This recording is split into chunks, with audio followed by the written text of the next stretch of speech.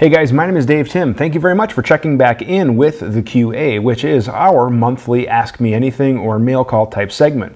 You have questions, we have answers.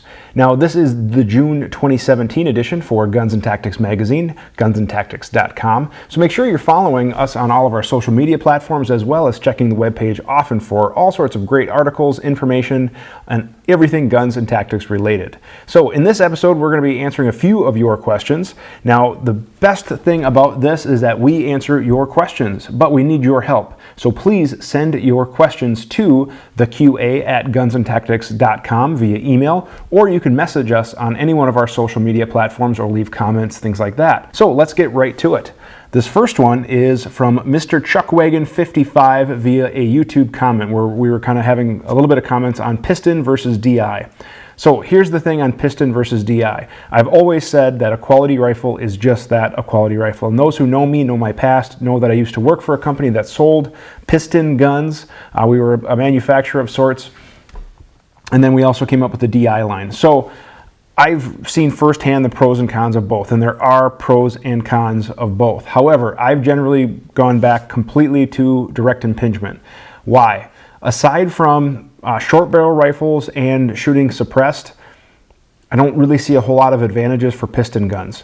So when you're shooting suppressed, having a piston gun can be an advantage because that extra carbon, that extra fouling, all that other stuff does exhaust out the piston component area versus back into the carrier. And on some short barrel guns, they can run really well. But even that one is kind of a stretch because I have some really good quality 10.5-inch guns from Noveske, LMT. I've run some Colts. I have some 11.5-inch guns from Bravo, Colt, etc. And they all run amazing, and those are all DI guns. So I don't even subscribe to the whole thing of like you need an SBR to be a piston gun. It just isn't the case anymore, really. So suppressed, I do enjoy shooting a suppressed piston gun a little bit more than a suppressed DI gun, but a properly tuned and maintained DI gun will shoot suppressed just fine. And I even use my Gas Buster charging handle mod that I did a video on a few months ago. So what are the benefits of piston guns? Well, everyone always says they're easier to clean, they're less dirty, they're less fouling or whatever. And yes, that's true. There is less fouling in the carrier area. However, that's like the main claim to fame. And can they be reliable? Yeah, absolutely they can. But I know a lot of DI guns that have thousands and thousands and thousands and thousands of rounds through them, and they're just as reliable. So I don't really know if the piston gets the reliability hat winner anymore because I've seen piston guns go down as well. And here's the downside, in my opinion, with piston guns. Number one is they're proprietary. There's no standardized mil spec of a piston gun. If you are with brand X piston gun, you are stuck with brand X. If brand X goes out of business or discontinues that line, you're screwed.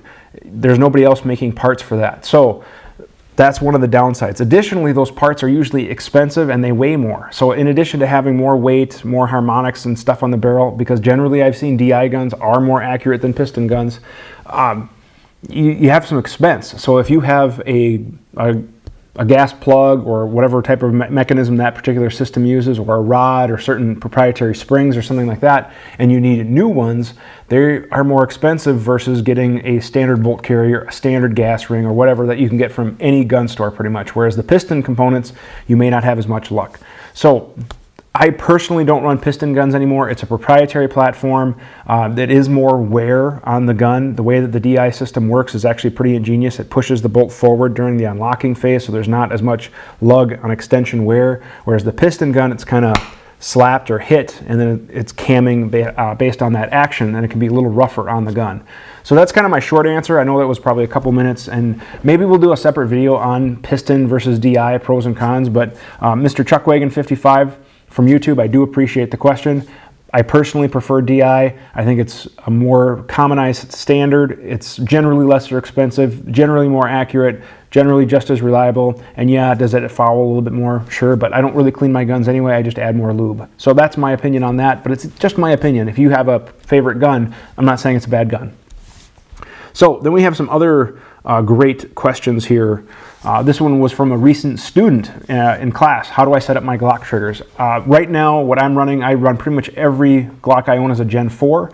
So what I run in all of my Gen 4 guns, whether it be a 19, a 26, or a 17, or a 34, is I run a Gen 3 trigger. So what I like is that it's the same trigger in all my guns. The 17s and the 34s come with a curved trigger, curved smooth trigger, whereas the 26s and 19s, they come with a curved serrated trigger or edged trigger. It has little ridges on it. I personally don't like those, so I swap them out so they're all that factory Glock smooth. And the reason why I go with the Gen 3 trigger is that it doesn't have that little nub on the firing safety riser extension, so it smooths out that trigger just a little bit. It does reduce the weight a little bit because it reduces that drag. And then what I run in all of my Glocks is a factory minus connector, which is, actually I got one right here, a factory minus connector. The reason why I like the factory minus connector, number one, it's a factory part. Number two, it works really, really well. It has a good consistent trigger, pull weight, and reset that I'm used to in all my guns, and it's cheap. A trigger bar and a connector is less than 30 bucks per gun, whereas some of the other triggers that are on the market get very expensive. If I had to buy a new trigger with trigger bow plus a proprietary connector plus a spring kit for every single one of my Glocks, I'd have a lot of money tied up in that, and I just don't want to do that. So I keep it simple. Are there connectors and other stuff that are nicer? Yes, they are. There are great trigger kits out there. Some of them offer a lighter take-up, some of them offer a different take-up, some of them offer a better reset, a shorter reset. However, I've seen reliability issues with a lot of those, or fitting is required, or whatever it might be. So I like the simple Gen 3 Glock trigger bar with trigger, and I like the minus connector as just kind of my simple trigger. So that was a great question from a student. He thought I should bring it up. So here's kind of some quicker ones. Should I have a light on my carry gun? Well, it kind of depends. I'm a firm believer that you should carry a light with you as your part of your everyday carry, but if you want to carry a light on the gun, number one, it's going to make the gun bigger, heavier, bulkier, harder to conceal, maybe a comfort issue. So if it makes it a comfort issue where, hey, you're not going to carry this because it's big, bulky, and heavy, well then I'd rather have you carry a gun and have a light in your pocket than no gun at all. So it's a good option. If it's comfortable for you, great. There's a lot of advantages. I carry a gun with a weapon-mounted light on duty every day, but I work in law enforcement, so I have an outside the waistband, a large duty holster that makes that happen. And there are some benefits. We can maybe talk about that in a future video. I have my permit to carry. Should I still take training classes? Yes, absolutely you should still take training classes. I don't even care if you take them from me or not, and I get this question all the time. But your permit to carry is just like your driver's license. You just start to learn how to drive. You're able to legally drive. I'm a firm believer for a lot of people in taking continued driving classes, but they don't. But I'm a firm believer in continuing with training. Absolutely continue with training. Training. Becoming proficient with actually how to draw and use your firearm is generally not covered in most permit to carry classes. Most permit to carry classes are legal issues, where you can carry, where you can't carry, what the laws of force or deadly force are in that particular state. Very little mechanics and efficiency of gun work. So we want to make sure we're continuing to train. Are electronic ear pro worth the money? I think so, and you can get somewhere like the Howard Light Sport models for under $100 if you can get spend a little bit more on some Peltors or some MSAs. But yeah, if you're going to be training a lot, and you're going to be spending a lot of time at the range, competitive shooting, taking classes or whatever, I like them. I think they are worth the money. Plus, from a teaching perspective, what I really like about students who have the electronic ear pro is that they can hear me talking without me having to scream, and they can hear range commands. They can do what they need to do, and they're not constantly taken on and off their ears, things like that. How do I make sure the defensive ammo I'm using is right for my gun?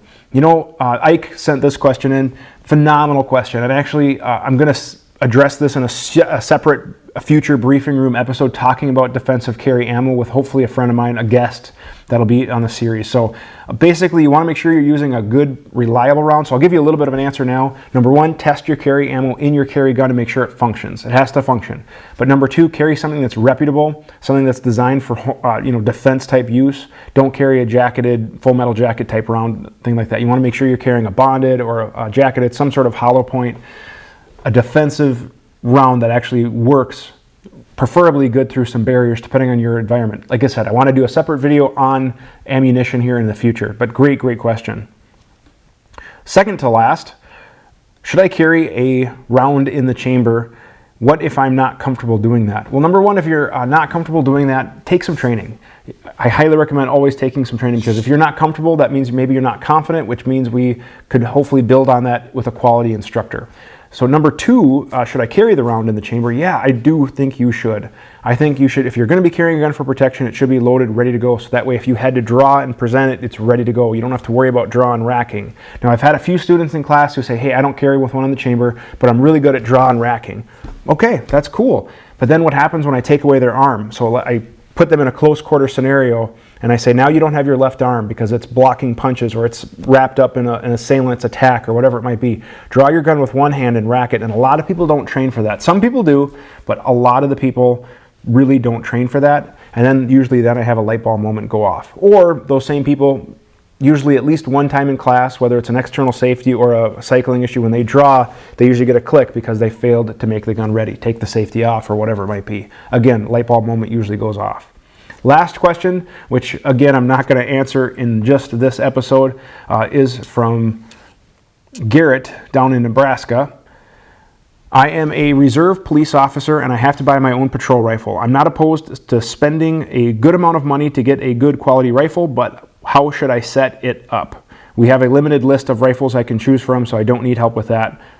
Garrett, great question. Number one, I do appreciate those of you guys that go out there and do the reserve thing or starting out where you have to buy your own gear. I worked for a small PD way back in the day where we had to buy everything, so I totally am sympathetic to it. And I do appreciate the fact that you're not afraid to spend money on quality equipment. So, short answer, Garrett. Number one, it needs to have, in my opinion, a minimum of three things.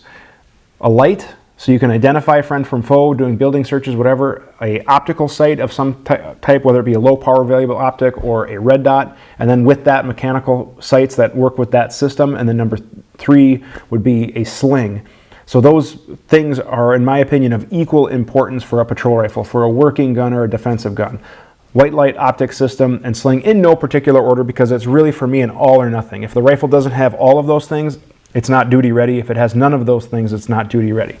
So that's my short answer. But I think it is such a great question that I'm going to make it its own briefing room episode. So if you guys aren't subscribed to the channel or Facebook or check out the webpage, please do so, because I'm going to take a couple of these questions and make them their own episodes, because I just thought they were great questions. So defensive ammo and rifle setup are going to have their own briefing room episodes in the future.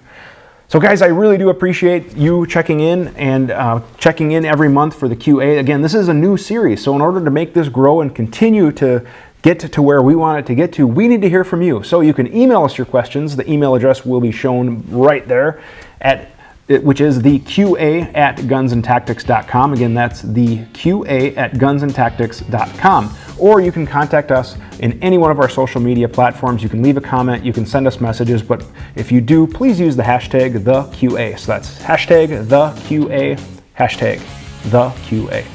All right, hope you guys have a wonderful day. Thank you guys very much for watching. We really do appreciate it. Please like, share, and subscribe. Check out gunsandtactics.com for more info, and we will see you in future videos.